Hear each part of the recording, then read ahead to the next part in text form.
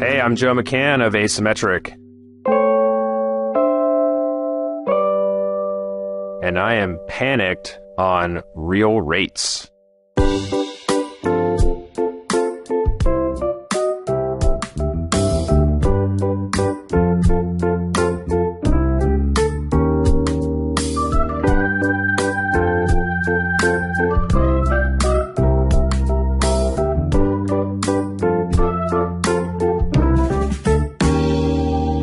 What's up, Jensen? Hey, not much, Lindzon. And what are you doing? Just sitting here getting older. Stuff's just falling off. It's funny because it's a very dark room and a lot of black. And I've noticed when I get up after a couple hours, there's this flaking. We all noticed that. And yet, somehow, I flake away and I gain weight. So it's a really interesting phenomenon getting this old. And there's some days I wake up and I'm like, why even shower? Yeah. You know? At what point will people... We noticed that, too. At what point will people say, you know, Harry, you stink a little? I'm 70 years old. Get over it. Got very little reason to shower. But I do, Knut. Thank you. Because... And we do appreciate that. Yeah.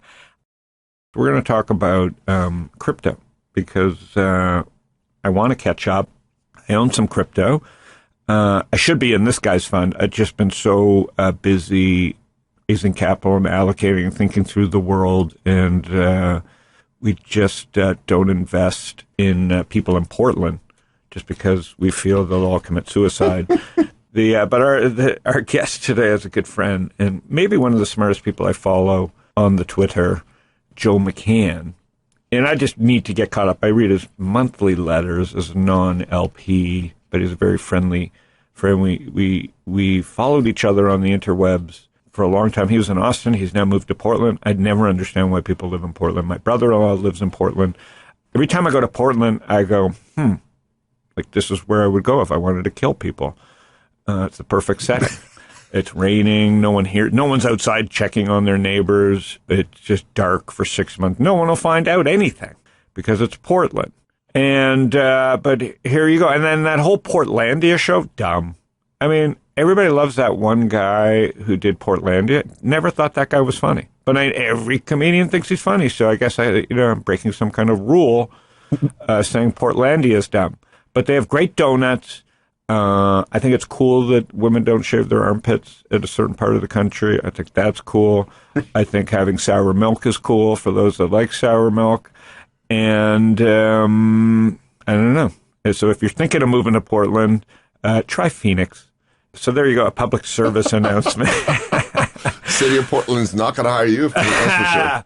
Listen, I don't get it. I agree that the trick of Portland is you go once and it's sunny and you go, the fuck, this place is unbelievable. There's owls, there's sun. When the sun does come out, they really love it. Yeah, and of course it's chilly out, so you don't see women that you don't notice they haven't shaved. And there's all these kind of tricks that get made. Have we denigrated Portland enough for this episode? I think we've See, what I wanted to do here is to make fun of Portland, not crypto. Gotcha. See, now it makes things, crypto's not as bad as Portland. Yeah, I get it. But anyways, Joe, I love the name of his fund, Asymmetric, because that's the way I look at crypto. It's very asymmetric. It's 24/7, 365. It's not for everybody, nor should it be. It's been packaged and at us as like, you must understand crypto. And I think most people disdain it. But the data will not go away. There is a large percentage of people, including myself, that have significant digital assets. We ourselves at Lumina Wealth, we've invested in a digital asset first wealth manager. He probably knows Ram. I have been successful investing in Multicoin. We've had Multicoin on here many times. They've suffered like the rest, 70 to 90% drawdowns over the years, but it keeps coming back. Yeah. It just keeps coming back. And there's a halving coming up. We have regional banks failing. We have bad policy around these failures that I want to talk about with Joe. We also have a halving coming up, which is kind of like a bake-off, but with miners. And I don't even know what that totally made no sense, but I just said it. So disregard it. We don't have the money to edit that. And, a little bit about Joe, so he doesn't have to banter about himself. he worked at Passport and Microsoft, and in this fund, he's secured some great LPs. He did systematic trading at Passport Capital, John Burbank's big fund. And what else can I say about Joe? He really thinks about crypto as technology, not money.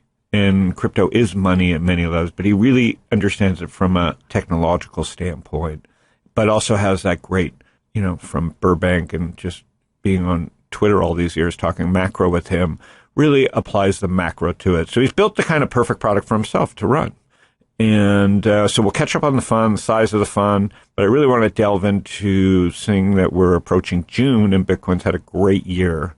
And Joe in December was talking about all the good things that were going to come to as the world was ending for crypto. I thought we'd catch up. Is that cool? I think it's a great idea. Let's get Ethan, on. are you listening in? I'm here. Okay, thanks for your notes here. So let's bring Joe on. All right. Joey. Hey! Hey! Is it raining today in Portland? No, sir. It is finally beautiful. It's the 6 months of abuse is completely washed away with the liquid sunshine hitting my face as we speak. And what was the reason for Portland? You're in Austin. Everybody's supposed to be moving to Austin. You lived in Austin a long time. Why Portland? Yeah, it's a great question. So my wife and I actually were living in Marin County up until a couple of years ago, and we definitely didn't want to leave. But we had a baby during the pandemic and relatively isolated for good reason. Looked into buying a home in the January of 2021, and if you recall, that's when housing market really started to go parabolic. And Marin County turns out to be a place where they have restricted supply. So I'm not an economist, but when there's a limited supply and a huge amount of demand, you can imagine what happens to the price. And so we started to look at other locations of where we wanted to live. And Portland was candidly the easiest solution, just given trying to relocate with an infant during the middle of a pandemic. Trucking and shipping was like 3 to 5x more expensive and almost impossible just to book anything. And so we decided instead of moving back to New York City or back to Austin or the LA area, we just landed on Portland. Got family and friends here. I've lived here previously. My wife lived here previously, and so here we are. I will say that we are definitely going to be snowbirds going forward. So we've secured an allocation in Mexico to do exactly that. I like that. Yeah. Mexico is on fire. The markets there are on fire. There's all kinds of trends that point to Mexico. What do you like about Mexico? Namely the sun. Namely the sun. Yeah. So, I mean, look, when I lived in New York, it's trivial to go down to the Caribbean or Miami or wherever. It's a couple hours, right? On the West Coast, you effectively have Cabo San Lucas. That's primarily the spot that you're going to end up going to. It's not super far away, and it's definitely sunny the majority of the year. So that was really our guiding principle in trying to find a spot where we could escape the liquid abuse during the winter here in Portland and get some sunshine down in Cabo. And you have a great voice. Do you smoke cigarettes, cigars? What do you do? Did you ever do voiceovers? No, but thank you for that compliment. I don't do anything. I just drink a lot of coffee. That's probably, I don't know if that actually matters, but I do not smoke cigars. I used to smoke weed. I don't do that anymore. It's just too strong. It is too strong, right? Like, yeah. When I was a kid back in the 40s, we didn't know what we were going to smoke. We hoped someone sprayed it with deodorant so at least we could get a buzz, because generally it wasn't even weed. Now this stuff will knock you out for 3-4 days. Yeah. So yeah, but Portland's probably got the good stuff, I would imagine. Portland, I mean, look, I think the silver lining to Portland is that they are really good at vices. So they've got great coffee, great pot, great beer, great food. Donuts. Perfect for just sitting inside all day. That is interesting. So why not Phoenix? Why Mexico if it's just about the sun? Yeah, that's a good question. I think partially we were just looking at it going like, when we do get away, do we want it to feel like we're just going to another house, or do we want to feel like we're actually going on vacation? And I think the delineation there was, we could go to Phoenix, go to Palm Springs, but is it really feeling like a vacation? Probably not. Going, even just down to Mexico, just feels a bit more like a respite, a vacation. So that's why we netted out there.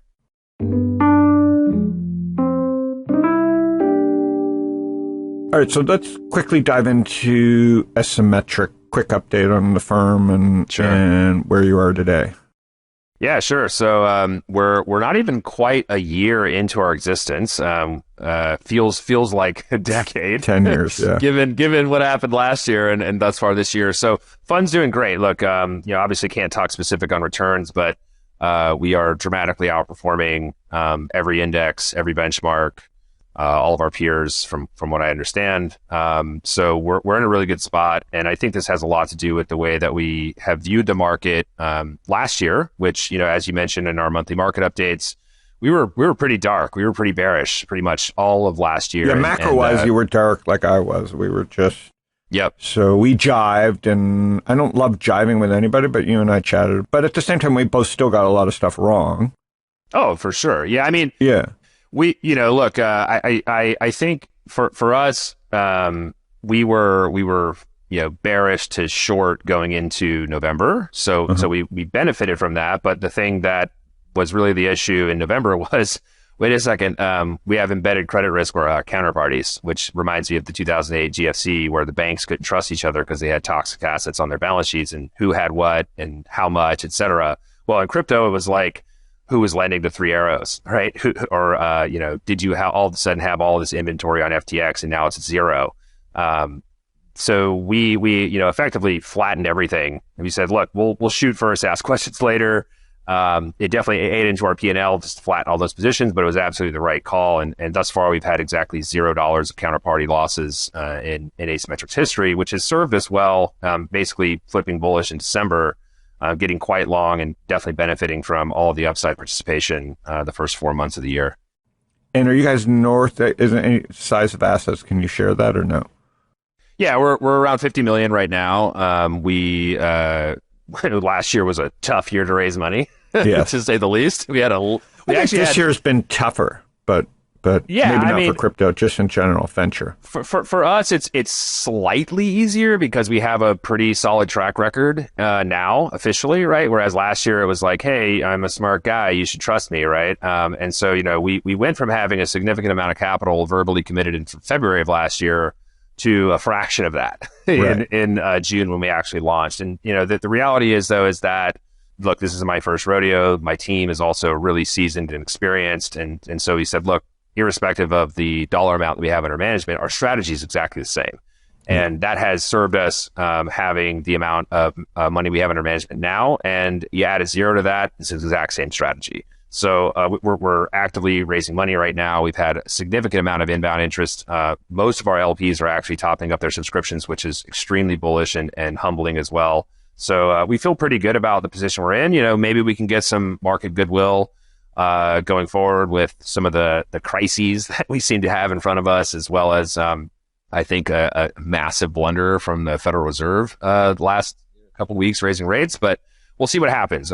We feel like we're in a good spot. We're running a really low net leverage right now, candidly, because we generated so much cash. So in the case that we do get kind of a major pullback in the markets, we'll be looking to deploy that additional cash back into it, as we're definitely bullish longer term based on, I think, specifically what we wrote on our most recent market update. Now, you're a geek. I mean, obviously, so what was the pill for you that got you down crypto? Yeah, my background is arguably colorful, to say the least, but I've kind of flip-flopped back and forth between tech and finance. And I would say in the early kind of 2009, 2010, 11 timeframe, I really got close and interested into open source software and the kind of open source philosophy of software development. Started a company called NodeSource, which is a Node.js company. Node.js went on to become the most popular and widely adopted open source project of the last decade. 100% of the Fortune 500 uses it. Every crypto Web3 project uses it. A truly ubiquitous technology. And the reason that this is important is that when I got into crypto really heavily in 2016, I was looking at it, I was like, wow, there's actually markets here. There's interesting, trading opportunities and tokens and assets. And then 2017, it was crazy, right? The 10,000 basis point arbitrages lasting for weeks. You saw these massive dislocations in markets. You couldn't even short things. There were no derivatives markets, basically, right? I was just like, this is crazy. But more importantly, it was all open, whereas Wall Street's very much gate kept, right? So if you want to just kind of run a strategy or trade, futures or whatever, like with Wall Street, there's all of these hoops you got to jump through. You got to pay 25 grand a year for Bloomberg. You've got to get a CME account, but then you got to face it with someone. There's all of these, kind of barriers to entry. Whereas crypto was effectively the open source philosophy applied to digital assets. It's like everything was open, access everything. And so that to me was like a huge unlock. I saw this and said, if the future of, call it finance or just the digitization of money, right? The digital transformation of money, the digital enablement of money is going to be crypto or crypto adjacent.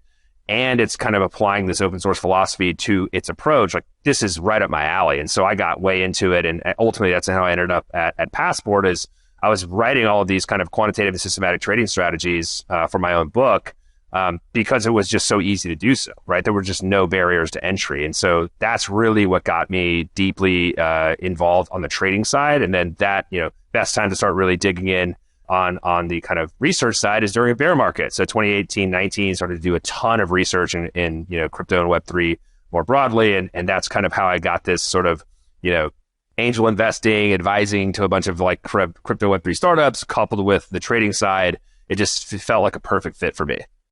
So yeah, I'm adjacent to all this, watching the people that I think are getting the pill. Like, meaning, listen, I keep it simple. People that have made me money in the past, I'm a trend follower. If they're not wrong and they're good people, I'll just keep following. They're going to be wrong. Everybody's wrong. I mean, you got some things wrong too. I got lots of things wrong. But when I don't know, I follow. So, people ask me what I think about Bitcoin. I go, did Fred change his mind? Or did Joe change his mind? Like, there's a few people I just go, did I miss something? Because I only really follow a few people. And that's kept me above all the noise.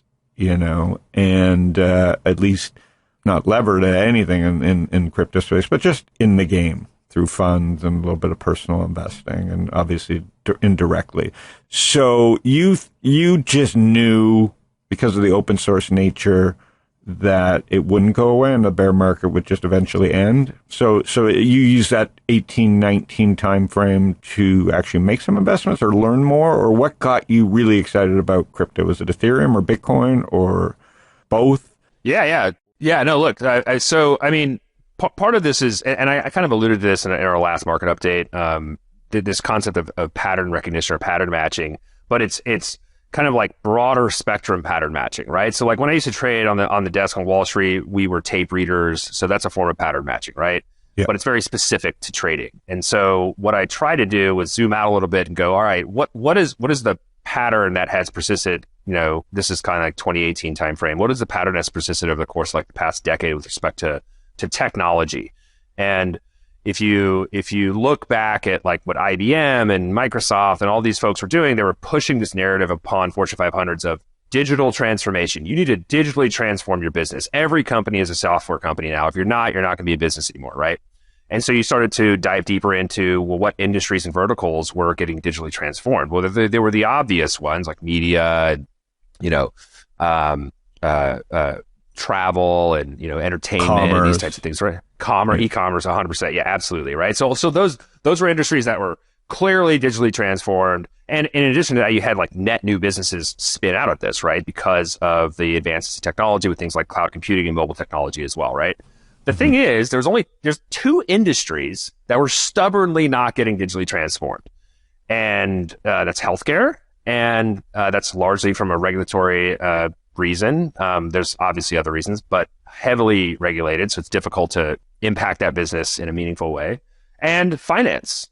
And, when I was running NodeSource back in 2013, 14, I mean, we sold to Goldman Sachs, we sold to Citadel, and it's extremely difficult to get finance to, use open source, right? I mean, the concept of bank is to keep everything as close to them as possible. And it's this is my edge. I don't want to share anything. I don't want to be transparent about anything. It's just kind of the business model, and I respect that. So culturally, it's difficult for them to start adopting things like open source tech. And eventually they started to. They started to get more engaged and like, actually, this is useful, this is meaningful, et cetera. And so I looked at it and said, well, if finance in general is going to be digitally transformed, it's probably not going to be from, Microsoft selling them a bunch of services to kind of automate the process. Or it's, we saw the rise in fintech. That was great. Like we had all these new kind of ways of banking and doing investing, et cetera. And I know you participated in a lot of that, but it still wasn't enough to really kind of drive a wedge into finance because they have such a tight grip on the financial system. And so what that required was something that was a pattern that existed in the late 90s.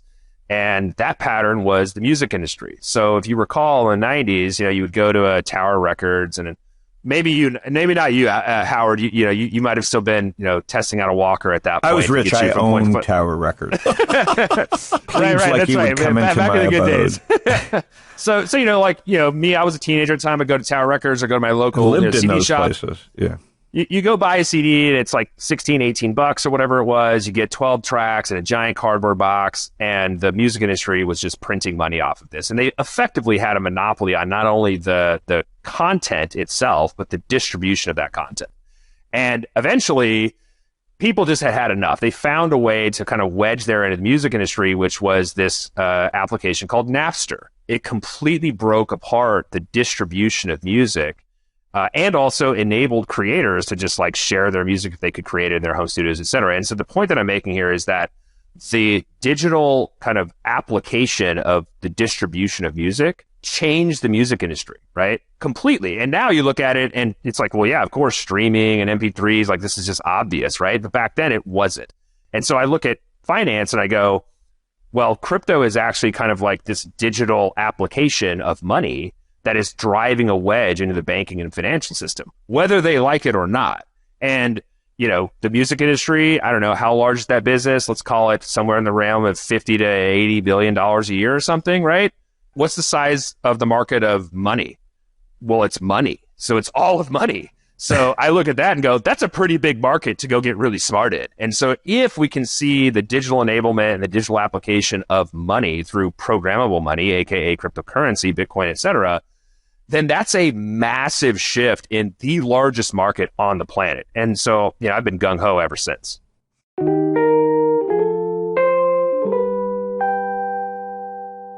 Okay, and let me just throw this little wrench in. So yes, about Napster. I was lucky, rich enough to just keep going to Best Buy. So I was like, oh, those crazy kids. I didn't trust people on my computer. So I missed the whole Napster thing and just complained about Best Buy. But in the end, music is more monopolistic than ever because they still have Spotify by the balls. So yes, it's very Napster-esque programmable money, but at the end of the rainbow and the way it looks today, late May 2023, yes, the wedge has been driven in, but the incumbents, the old guard, is just waiting to collect more money, which is sad, but how do you deal with that? Like, using the music analogy, I agree with you, but let's face it, Spotify's margins still suck because they're still paying their overlords. So yes, Napster kind of won, but the music companies held on to all their power. Is that how it looks today, inning 2 of crypto? Yeah, so it's a great question because the way that I think about framing the response is that there's this kind of this ideological view, right? Or this kind of utopian view. I never had that view. Right. Right. There's like the optimal ideological approach is like crypto is going to, disrupt the banks, the financial system. It's going to be more fair. It's going to be, faster, better, cheaper. It's going to be more inclusive, all of these things. Right. And I am 1,000% on board with that ideology. Now, let's talk about what happens in the real world. Yeah. Okay. The real world doesn't operate that way. Right. Meet Sam Bankman-Fried. Right. And so it is, I think, foolish to assume that the banks are not going to have some major influence in the future of crypto or digital assets. That is, I think it's just foolish to think that. That being said, you can still actually benefit, I think, from participating in the growth of crypto, especially we're talking like it's barely $1 trillion market cap right now after being up to $3 trillion, which is nothing relative to, nothing. It's nothing. I got to give some context for people that is like less than half of Apple. Apple was up a Starbucks the other day. So Apple's price moved a full Starbucks, like the company, the other day. And so basically they moved a couple of Starbucks, like crypto is a couple of Starbucks right now. Yeah, exactly. I mean, it's tiny, right? Since Microsoft announced, their ChatGPT integrations, they've gained $500 billion in market cap. That's half of crypto. Yeah. Right? Like, I mean, just on an announcement for this core technology that people are very interested in, right? And so the point that I'm getting to is that we are not sitting here saying that we're beating this ideological drum, that a lot of, say, Bitcoin maximalists or kind of decentralization maximalists are beating. What we're saying is that on the one hand, there's going to be a ton of innovation in this space. And I think, I've talked about this in the past about stablecoins is probably the killer use case right now. And I completely agree. But in addition to that, like, banks are for making money. They are by definition in the business of generating income, right? Which is why the regional banks are in a really tough spot right now. And when the banks start clearing options trades for crypto, they start actually enabling custody. We're already starting to see this kind of stuff, right? They're not foolish enough to think that, hey, there's a new potential revenue stream that we can actually use our political power in DC to actually kind of coordinate ourselves as the adults in the room. And I think Sam Bankman-Fried did a great job of enabling folks like Ken Griffin and other bankers, like folks at BlackRock, et cetera, to continue to maintain that kind of hegemony that they have with respect to innovation and finance. And, probably rightfully so to some extent. It will certainly upset the kind of millennials and Zoomers that want this ideological change. And I'm not suggesting that it couldn't happen in some context, but let's be clear, these banks are absolutely going to be part and parcel to the growth and expansion of what's going to happen with crypto. Yeah, I mean, I trust Citadel more than Jack Dorsey. Even though I like Bitcoin, I trust Citadel more than Jack Dorsey. Right. So I'm saying, like, be careful who you pray to in this stuff. You just have to dig in and try this stuff and find people who are open-minded and who are playing with this stuff.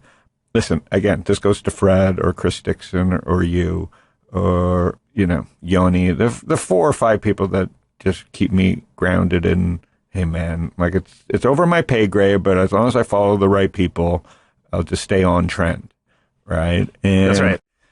Unfortunately, on trend can still mean 80% drawdowns. Like, so now I've seen that too. Well, but again, I will kind of inject myself a little bit here in that 80% drawdown. So no, me. I didn't say you. I said me, meaning I rode stuff up. I sold some stuff. I rode stuff down. But it's still on trend. For the money I lost wasn't because it was just my own. Not taking enough money off the table. What I'm saying is, during that 80% drawdown that I suffered inside one fund, Fred never changed his mind on a macro level. Chris, you know what I'm saying? People got shaken, but no one got stirred. So we still are on trend. The characters involved pulling the switches are a little bit different. The religious mindset has altered, but I don't trust Jack more than I trust Ken Griffin or what's his name at JP Morgan because I don't think he knows. But I do know that the basic use case for me of Bitcoin is if I was going to be forced to leave, just like Hitler in Europe, that is a use case, man. Just like I don't have to take my candelabra and I got my digital money in the cloud. That's a lot better 2023 than 1940s. Absolutely. Whatever religion people want to describe to digital money, that one works for me. Yeah, look, I completely agree. Look, the thing about Bitcoin that one of the reasons we've been really, really bullish on it since, effectively, like, I guess the weekend that SVB collapsed is that, gold historically has been a flight to quality asset for hundreds of years in terms of whenever there was economic or financial stress. Or in the case of, needing to leave a war zone, right? Et cetera, right? You just pack up your jewelry and your jewels and you head out, right? Now, the difference is that we have a digital version of this that can fit on a USB stick or write down on a piece of paper the seed phrase. And now you've got, some way to actually carry with you your assets in the form of Bitcoin. And we do know that a lot of the kind of traditional macro shops actually put on significant positions in early March and have been unwinding them, taking profits over the past few weeks. And the reason that they only focus on Bitcoin is exactly for that reason, in addition to the fact that Bitcoin is a hoarded asset. there's 21 million Bitcoin, 5 million of them or so have disappeared. So the supply is even less. 30%. Yeah, right. In addition to that, if it does maintain this digital gold narrative, which it has thus far, and you're seeing people adopt it in that way, this asset will get hoarded. Gold gets hoarded. That's what happens, right? Yeah. And that is exactly what is happening and will continue to happen to Bitcoin, which is one of the reasons why structurally we are a long fund with respect to how we think about Bitcoin and also digital assets in general. But I will caveat this with the venture side of the book, right? Like Fred and Chris are lights out some of the best venture investors in history, right? Chris is also an LP in the fund. Venture investing in crypto, you're effectively long only. Yeah. The difference is that all of a sudden a lot of these investments become liquid very quickly. And so the skill set to manage a liquid portfolio, which traditionally venture capitalists don't have, matters. Especially if you have a fund that's liquid and all of a sudden you're up 10x one year, you're down 80% the next year. It's very difficult for institutions to swallow that. And so we take that very seriously at our fund, where an 80% drawdown is just a non-event. It would never happen. It's a non-starter for us. And it's the way that we actually have relatively robust concentration risk policies and VAR policies, the way that we manage the risk of the liquid side of the portfolio, knowing that we have venture-related investments that will be becoming liquid. And I think that combination of skill sets coupled with kind of it didn't exist. It didn't exist until June of last year. And yes, I'm talking my book here. Yeah, it didn't exist. And now the smart people, like the people that if I'm going to enter the arena, and I say arena, jokingly, if I'm going to enter arena this time, it's going to be people that have the trading background, because crypto's biggest cool thing is also its biggest flaw, which leads to behavioral problems, which is the fact that it's got a price. Yep. And most venture investors actually benefit from not having a price on this, letting time do its thing and letting software and high margin stuff do its thing. And I think the biggest flaw in crypto is that you can price it. Yep. Which is what everybody thinks they love about it, but it also is a reminder that most people don't know how to trade. Exactly. And behaviorally, when they see a price, greed and fear have a way of making people do stupid things. That's exactly right. And look, and we see this actually even in respect to the private investments, right? Like we know, and we're seeing it spill out now. A lot of these privates are completely mismarked. We're seeing secondary sales 50 to 70% discounts from the last rounds that were in 2021, right? We also know this to be the case with commercial real estate. We also know this to be the case with private equity funds that are not changing their marks and are clipping fees on an annual basis, because that's a really good business model, right? If you can just have these kind of illiquid marks and kind of, put your finger in the air and get a sense of what it's worth, well, maybe your, KPMG may have a difference of opinion on that. But, that's a really good business model for folks that are long only that want to have, multiple billions under management that can just clip fees on those types of things. There's nothing wrong with that. But there is still a repricing event that's going to happen in privates. And this is across the spectrum, whether it's VC investments in crypto, all the way to commercial real estate, PE in between, et cetera.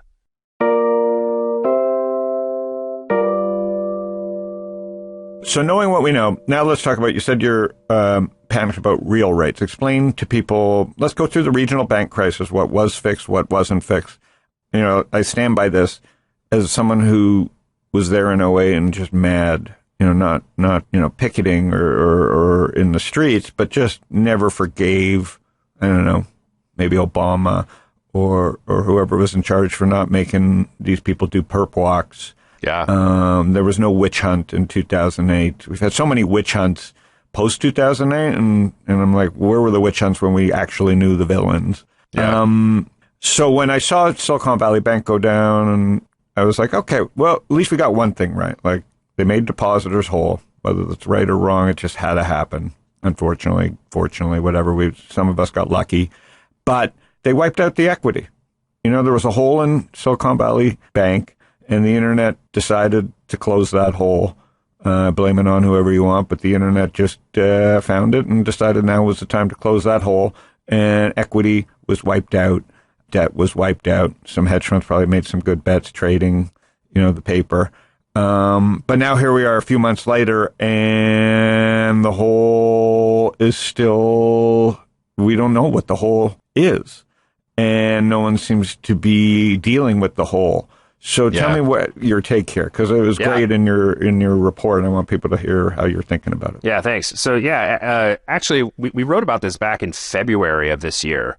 one of the things that we identified was that, the Federal Reserve has consistently said that bank reserves are strong. Banks' reserves are strong. Well, the problem with that is that you're not looking at the distribution of reserves across the banks. And it turns out that the money center banks, their reserves are great, right? It turns out the regionals were not.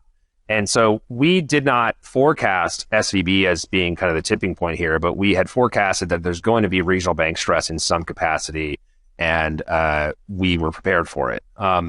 Most recently, what has happened is somewhat unprecedented. You mentioned the SVB wipeout of equity. Well, they also wiped out the sub-debt, the subordinated debt, which is, kind of like junior securities, lower on the capital stack, but above, equity holders. They wiped out 100% of it, and they wiped out 50% of the senior debt.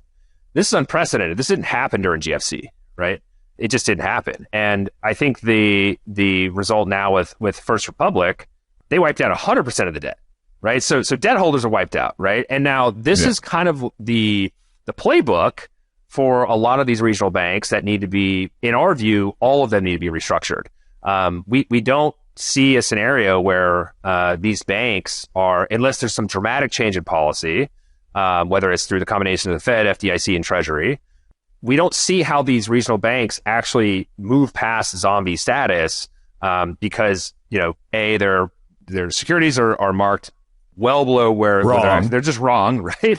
In addition to that, you have, what I call a DDoS by social media, right? You've got people massively shorting the banks. But more importantly, Goldman Sachs came out earlier this week and even said, it turns out there's actually not a lot of bid for these banks either, and real money has been selling them. There's not a lot of reason to hold on to them. And I think a lot of it has to do with the way that the FDIC and the regulators have actually handled the wind downs of these banks. They basically said, like, hey, we're going to wipe out equity. We're going to wipe out sub-debt, senior debt, 100%.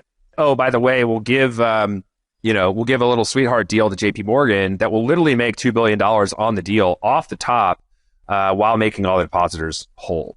That is the playbook, is that there's this move towards concentrating these regional banks into these large money center banks for whatever reason. And maybe it has to do with the fact that JP Morgan has really strong reserves. And I'm not picking on JP Morgan, like they're a great bank, they do whatever they do, but let's be clear, there's over $2 trillion in the reverse repo right now. And that's paying over 5% a year in interest. The Fed is paying those depositors in the reverse repo over 5% a year. Well, there's about 2.2 trillion. JP Morgan has about half of that. So let's just call it $1 trillion. And let's just call the rate 5%. Well, what's 5% annualized on $1 trillion? $50 billion, right? They're earning $50 billion a year from the Fed for taking reserves out of their bank and parking with them. It's upside down. How does that make any sense? In addition to this, they're the ones coming in saving these regional banks because of their lack of reserves, right? It just doesn't make any. And so our view really is like, we don't, unless there's a dramatic shift in policy or some new program put in place. BTFP is a Band-Aid on a broken leg. It's not going to work. It actually drives the negative carry for these banks. They can't make any money with BTFP. How on earth are the regionals, as their stock prices continue to get hammered, as their deposits continue to flee, as their assets continue to devalue? By the way, the Fed just raised rates, making it more expensive to borrow cash, right? What is the end goal here? And so the frustrating part, I agree with you, in 2008, we had TARP. They said, hey, we're just going to make you guys whole. Here's your golden parachutes. Let's not crash the economy. We'll buy all these assets that are toxic off your balance sheets and kind of quote unquote recap these banks. A couple of them died, yes, and there was some consolidation in space. Well, now they don't have quote unquote toxic assets. They have U.S. treasuries, right? They're just duration mismatch. Yeah, exactly, right. And so I think there's so many layers of this that we could unpack. I think the net of all of this is that the unprecedented nature of wiping out sub and even senior debt in the First Republic collapse is worrisome. It should be worrisome, right? And furthermore, a lot of these banks are incentivized to issue sub debt or subordinated debt because they can actually use it against, I think, their two-tier capital reserves, as well as, and a lot of people don't know this, the interest that they pay on sub debt is tax deductible. It's just this, you start to unravel this and you look at it and go, well, no wonder they're in this kind of position that they're in, right? Like the banks are, by design and definition, positive carry organizations. They're not going to put themselves in some sort of position where they're not generating money while also not, meeting their capital requirements. But then you have the unraveling. And so how do you actually resolve that? Well, again, major policy change, or every single one of these banks is going to have to be recapped. And we see the blueprint for recapping. Depositors get made whole thus far. Everybody else is wiped out. Yeah. So I just have taken any regional bank off my screen, don't discuss it. Now, where's the tax here? The tax here is maybe, I can't complain. All I had to do was switch from First Republic to RBC. I'm like a fucking whack-a-mole. My financial advisor or my wealth manager, whatever you call them, I'm giving them more advice than they're giving me because I'm like, yeah, I guess you should go to RBC. I'm like, shouldn't they be handling my money? So now Exactly. I'm opening up new documents at RBC for like a generic T-bill account. You know what I mean? Yeah. Like, yeah, well, we're talking about we massive amount of stress and worry and waste in the system. Yeah, what was accomplished, I don't know. We covered this as well in the update where, the problem with exactly what you're describing, right? So you're a relatively sophisticated investor. You've been at this for a while. What about the two parents with kids in high school in middle America that have their money in a regional bank and they don't know what to do with it, right? Well, guess what they're doing? They're opening up a treasurydirect.gov account and shoving it into T-bills. Yeah. So the amount of money that's flown into T-bills and money market funds is at historic highs. Yeah. Why? There's no counterparty risk. It's literally the U.S. government. So, the irony here is so thick, right? The FTX implosion was counterparty risk. Like Genesis lending desk implosion was counterparty risk, right? Now we have counterparty risk with our banks. This is a form of trust that I think most Americans and citizens in general in developed countries certainly in America, I won't say developed countries because other countries have certainly had their issues with banks. But here we just think of I just put my money in a bank and it's fine. Well, that is no longer the case. And so this rush towards treasurydirect.gov or money market funds also puts additional pressure on these banks because deposits are fleeing, but worse, confidence in these banking institutions is dropping at a precipitous pace. This is a downward spiral that, again, I hate to sound super dark and bearish on this. I'm just trying to find the solution here. There's no solution being offered. Solution. Right. The short sellers are giving a free lunch here. There's no dip buyers. In any past history of Howard, I would have been buying that dip in First Republic. But I understood after watching the policy reaction and just my own behavior of sweeping my money to something that, like in '08, might have been a disastrous idea, like with all the clearing firms going under, meaning the only safe place. And it's making me mistrust myself. Like, it's so obvious that Treasury's the only safe place, which means probably not that safe. So I'm not smart enough to understand this, but it doesn't feel like the government is. And so I'm just trying to stay a few steps ahead here and hiding out in T-bills. I don't think what the government understands is that it'll be hard for most people. Where will rates have to drop before people just get the energy to take their money out of no counterparty risk? We'll probably have to get to ZERP before people realize I'm supposed to take a risk again. Oh, man, it's as if you were reading my mind. The thing that I was panicked about that I mentioned with real rates is exactly what you're identifying. So today, the CPI print came out. And the year over year, so 12-month drag was 4.9%, which was below expectations of 5.0%. And why is this important? Well, the Fed funds rate is currently between 5 and 5.25. So call it 5.125 mid. That rate is above the annualized inflation rate, right? That's an increase in real rates. Well, what are the kind of consequences of this? One, when you have high real rates, you tend to have more pressure on risk assets, particularly equities, right? The cost of capital is more expensive. And furthermore, if you're an investor, hey, park my money in a treasury bond or a T-bill and I can earn risk-free 4 to 5 to 6%. Yeah, do people not think Jeff Bezos is going to, what it's going to take for him to just say, guys, I just can't be bothered. Well, I know I'm supposed to support the economy and back entrepreneurs, but 5%, dude. Exactly. On $5 billion, do the math. Exactly. Risk-free. Risk-free. And by the way, historically, we talked about this. I don't remember when last year we talked about this because we were kind of forecasting where the Fed may end up, and we thought it would be between 5 and 6%.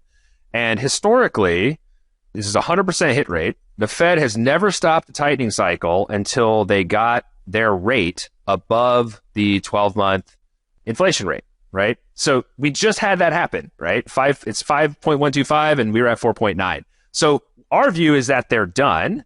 And you can see the Fed futures markets pricing cuts into the end of this year. But even if you look at inflation forwards, they're even lower. So even with those cuts, real rates are still significantly higher. Yeah. And so that, again, is going to continue to put pressure on growth, on risk assets, et cetera. And so this is the panic that I'm kind of, alluding to, is that as real rates continue to be strong, that's going to put pressure on the economy. It's going to put pressure on growth and risk assets, coupled with the banking crisis, right? It's not a good cocktail for success heading into the second half of the year. I think one saving grace that we do have is that historically, heading into an election year, they tend to juice the markets. And so something probably on the policy side will surface.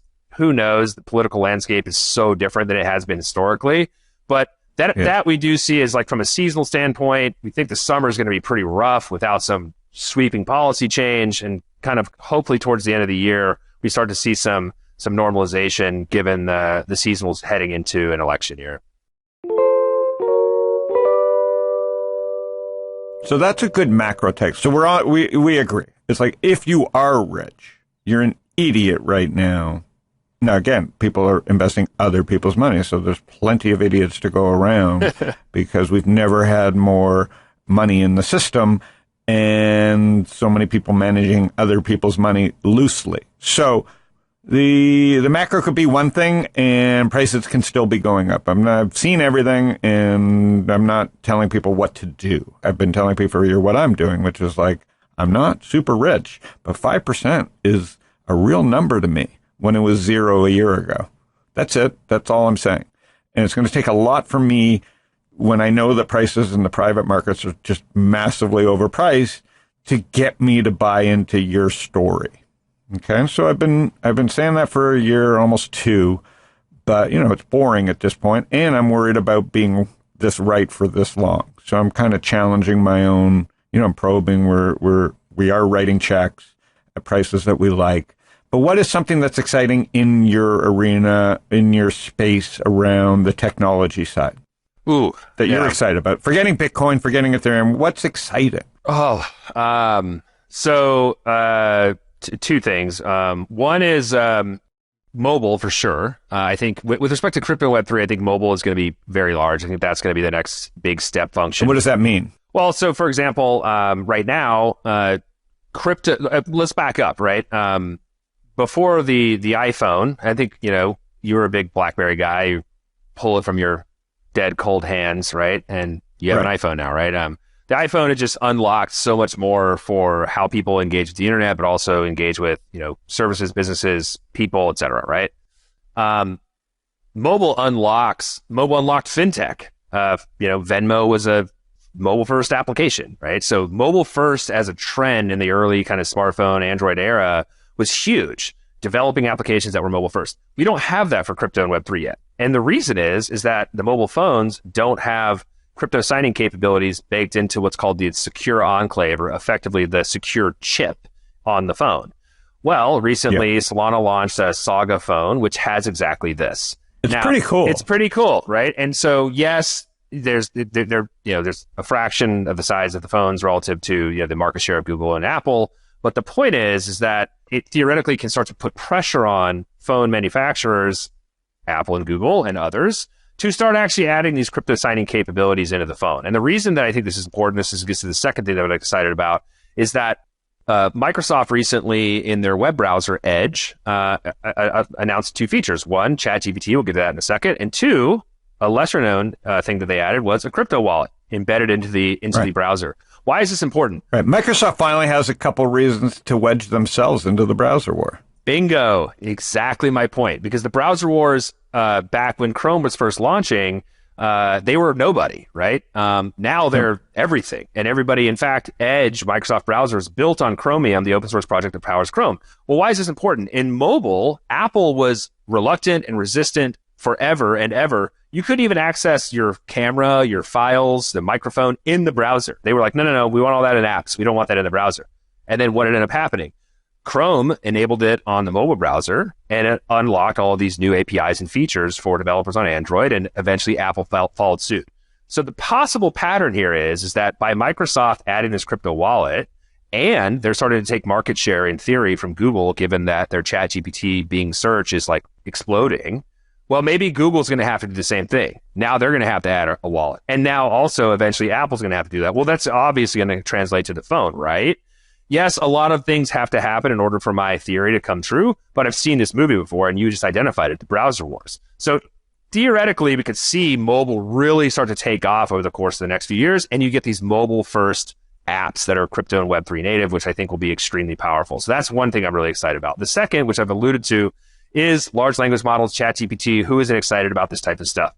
For me, as a kind of tech product guy, though, I'm less interested in the kind of the academic exploration of large language models and more about the applicability into products. So how can we start to incorporate and integrate this into products? And so at Asymmetric, we have an internal software product that we've been building. You know, it's proprietary to us. It's part of our edge about how we do risk and portfolio management.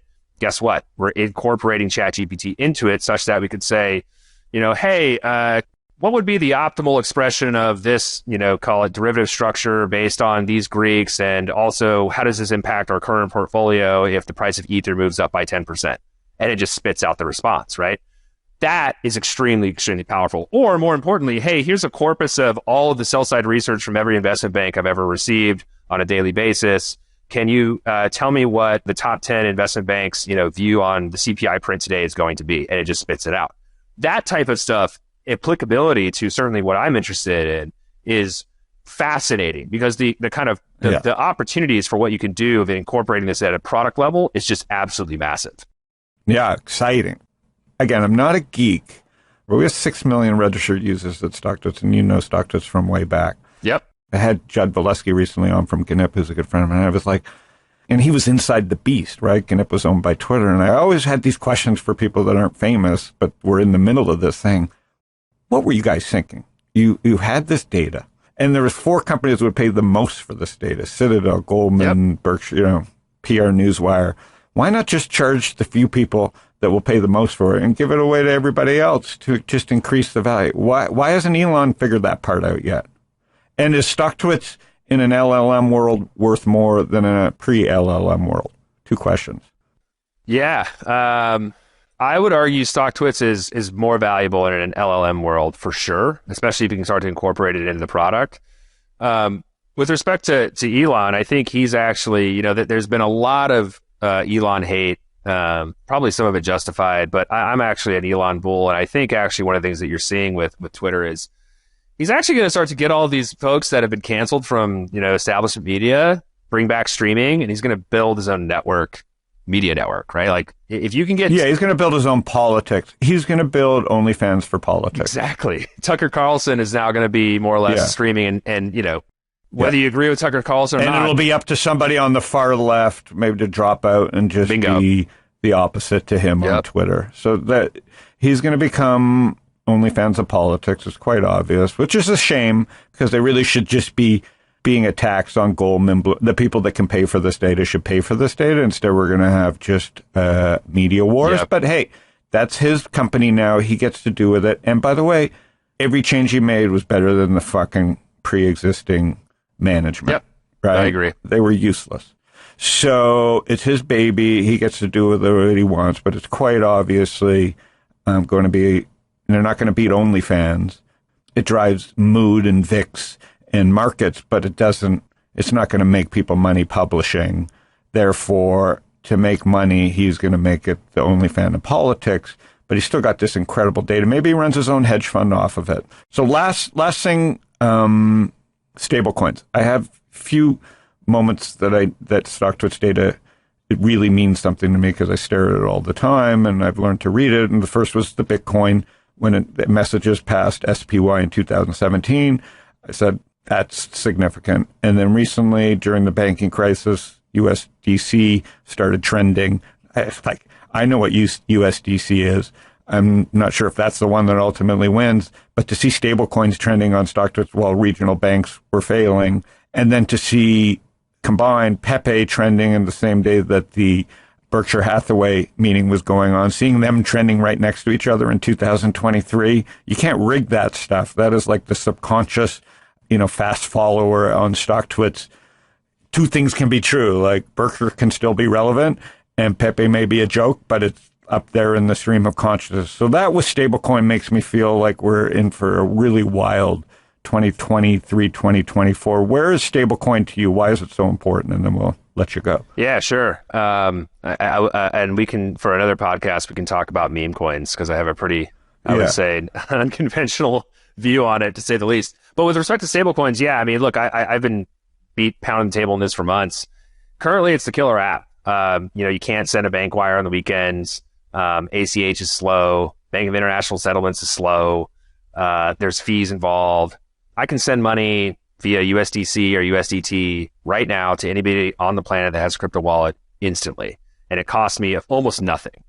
I just think that's extremely powerful and wildly that's the killer underappreciated, app. Right? Because it's not sexy, right? Like ChatGPT is the sexy application. Oh, this is so obviously massive use case, right? People are like, oh, you sent me money. Big deal. It's like, actually, it's a really big deal. And I think more importantly, as the stablecoin issuance and broadly industry starts to firm up and stabilize even more, that is going to enable developers to build very interesting applications on top of it. And let's be clear, the stablecoin industry is a real business, right? Like Circle, full disclosure, LPs in my fund. I've been massive fans from them beginning when they partnered with Bullish at Coinbase to create USDC. Tether recently announced that they generated more profit last quarter than BlackRock.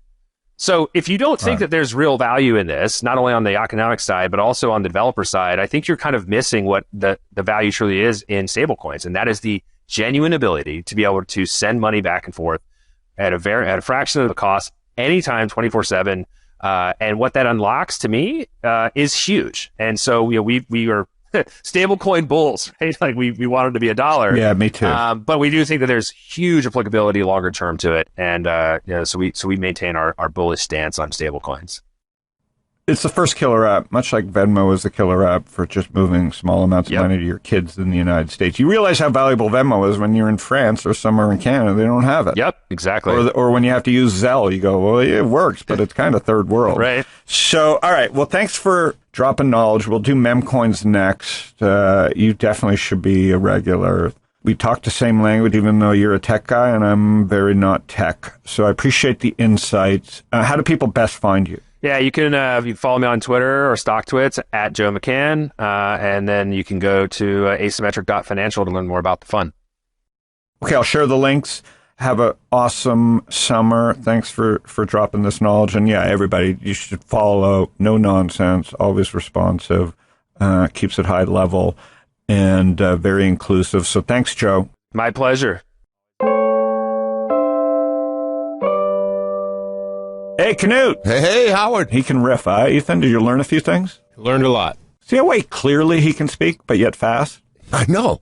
I understood everything he said. Did you? It wasn't like fast talk. I don't know what he's talking about. We kept it very high level. And we can get down in the dirt around meme coins and this stuff, so he can go both. But, when you learn to trade at these big entities, you learn to speak the language. Yeah. All right. You are listening to Panic with Friends. We talk to people like Joe, who are in the pits, learning, getting ahead of the curve. We like talking to investors, traders, entrepreneurs, founders, technology world, consumer product world, because they keep us just a little bit ahead of everybody else. So search my name, Howard Lindzon, or Panic with Friends on Spotify, YouTube, Google, Apple Podcasts, and you will see our podcast. Subscribe, and you'll get one every week. Tell your friends. Thanks, everybody.